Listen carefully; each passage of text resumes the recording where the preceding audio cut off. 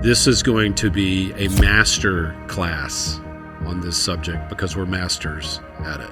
There are some lessons in life you can only learn and levels of wisdom that you can only learn by your world falling down and you getting up on the other side of that and start walking forward. I think we want pastors to hear this, whether they are where we were or about to be, because some of them are about to be and they don't know it yet. Yep. For some, their greatest failure may be ahead of them. You'll probably not find three people more compassionate to your secret struggles than us. You're listening to the Misfit Preachers, Tullian, Jean LaRue, and Byron Yan from ProdigalPodcast.com. We're plagiarizing Jesus one podcast at a time. Now, here are the Misfits. Welcome to Misfit Preachers. Bonus episode. Bonus episode. Didn't see that coming, did they? It's a curveball with a very specific target. It's Maddox on the inside. So, as usual, I am here with the Misfits, Jean LaRue III, a.k.a. J3. I'm going to keep saying LaRue. it. And Tullian Chivijan. Always good to be here. All right. It is a bonus episode and a very specific episode targeted at a very specific group of people.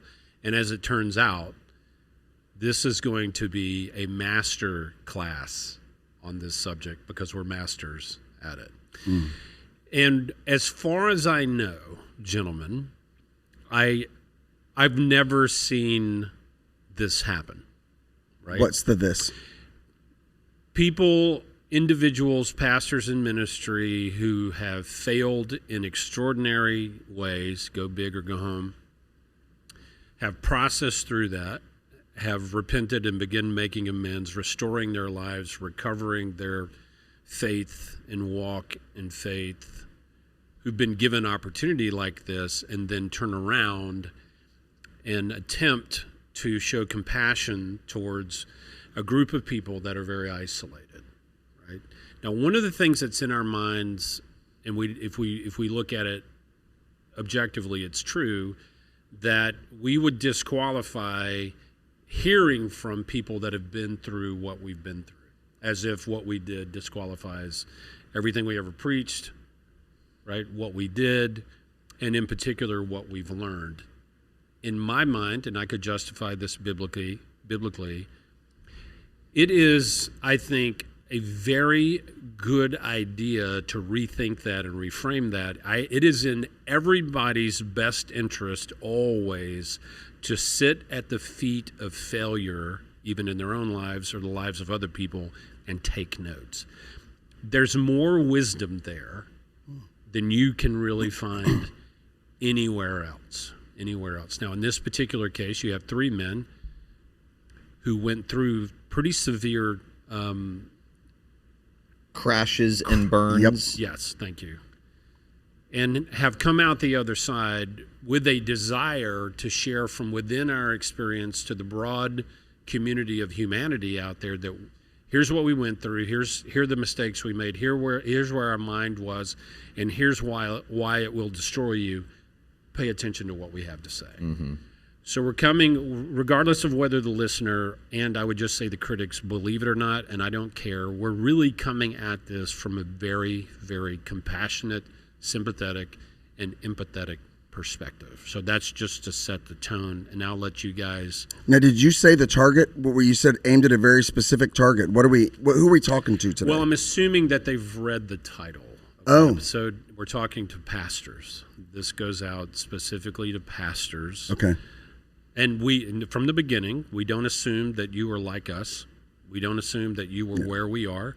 And we don't assume that you're hiding some giant secret, although there are always secrets, or that your life is on the precipice of collapse, that you've done something, hopefully, by God's grace, you're faithful in your role and will remain that way forever. But I will say this. There are some lessons in life you can only learn and levels of wisdom that you can only learn by your world falling down and you getting up on the other side of that and start walking forward. That is empirically true. Yep. Anyway. Well, the old saying is the burned hand teaches best. Yeah. Anyway, I just fill in here on the intro so that people know the spirit in which we're offering them. I think we want pastors to hear this, whether they are where we were or about to be, because some of them are about to be and they don't know it yet. Yep. For some, their greatest failure may be ahead of them. So it may not be immediately relevant to you now, but it may be. I had a friend of mine tell me years ago, we preach grace even to the people who don't think they need it now because they will at some point. They'll remember what you say when the diagnosis comes in, that sort of thing. So I think it's important, obviously, for pastors to hear this, but I also think everybody, at least in the religious world, has an opinion about what churches, the Christian community ought to do or the way they ought to approach a Christian leader or a pastor who bottoms out, who crashes and burns.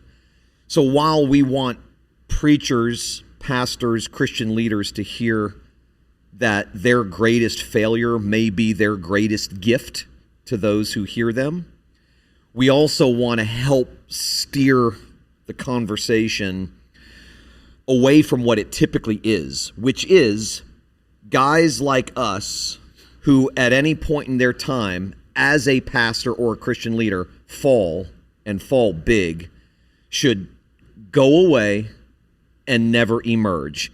Go sell insurance, go sell cars. I can't tell you how many times I have heard from, strangers on social media, go find a job. Yes, you can be forgiven by God, but you can never be restored to any form of Christian leadership. You had one shot. I heard a prominent pastor in Southern California not long ago say, when it comes to the ministry, you have one shot. And if you blow it, you're out for good, forever. Wow. And I think that's what a lot of people have been taught. That's what many people think. And so for the people who have been taught that, or the people who think that, we want to give perhaps a different perspective on this. And in my mind, along the same lines, is saying to guys out there who haven't had the big blow up, haven't had the disdain of being the target of blogs and posts and all that kind of stuff, you'll probably not find three people more compassionate to your secret struggles than us. Yeah. And there's nothing, and I mean nothing, that you could email us, tell us, talk to us. I mean, there would be nothing that would make us, because the truth is we know the fear that you live in. Yeah. And this is a context in which sin does not shock and grace still amazes. So I concur. If you need to confess something and not see a shocked reaction, we're the guys. Yep. And the beauty of this medium, a podcast, yes, is that you don't have to associate with us publicly to benefit from us digitally. You can listen to us in secret. Ooh, You don't have headphones. You don't have to tell your board. You don't have to tell your favorite preacher. You don't have to tell your seminary. You don't have to tell your denomination. You don't have to tell anybody. You can just listen. Just listen. Yeah. And take notes. So let me begin with this. And here, let's assume that it's not all pastors that are listening. No. Right? No. Let me describe how difficult the role of pastor is. Okay? It's not the theological training. It's not the sermon prep. That's the hardest. It's not even caring for the people. Typically, that's the greater joy of it all. It's not the schedule. It's not being on call 24 hours a day. It's all of it. And I've mentioned this when I told my story, but I just want to elaborate on it a little more, if I can, if you guys will allow me. There's a phenomenon known as offset identity disorder. Happens in careers or industries where in order to do it, you have to dedicate your entire life towards it. Military, professional sports, various other industries like that. CEOs, particularly entrepreneurial startups, are part of it as well.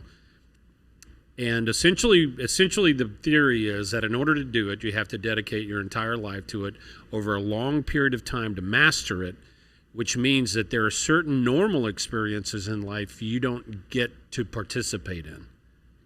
So all that socialization and interaction experience that are on the outside of it is very limited in your life, right? To do it, you have to dedicate totally towards it. And by the time you get towards the end of whatever that career is, you leave that career. And when you step out of it, you realize that what you were doing, you confused with who you are. Mm-hmm. And you panic at the end of that because your identity was what you were doing. Now, here's how that applies to pastoral ministry, the role of pastoral ministry, and why it's worse. And I would argue that the hardest role on the planet is pastoral ministry. It's a blessed role, it's a privileged role. All of those things are true, but there's no other role where finances, community, family, church, career, spirituality, friendships, relationships are all stacked together. You pull one of those out, it's like a giant Jenga, they all fall down. That's right. And there's no role out there that is in more danger of supplanting their actual humanity with an avatar of ministry than the pastoral role.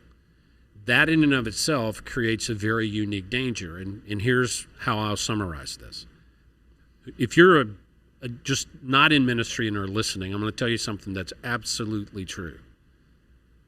Your pastor has never ever been completely honest with you about themselves. True statement. Ever. And any pastor who's listening, you know it's true. Why?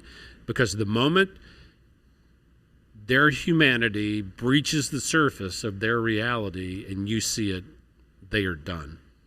They're disqualified.